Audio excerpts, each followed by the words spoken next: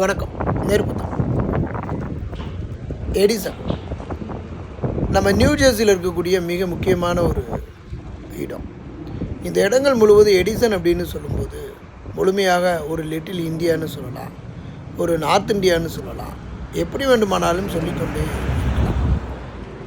நம்ம வடக்கன்ஸ் எல்லாம் சேர்ந்தால் ஒரு நாடு எந்த அளவிற்கு மாற்றப்படும், அந்த நாட்டில் சட்டம் ஒழுங்கு எப்படி சீரழியும் அப்படிங்கிறதுக்கு ஒரு பெரிய உதாரணம் இதுதான். இப்படி நீங்கள் எங்கேயுமே பார்க்க முடியாது. இப்போது ஒரு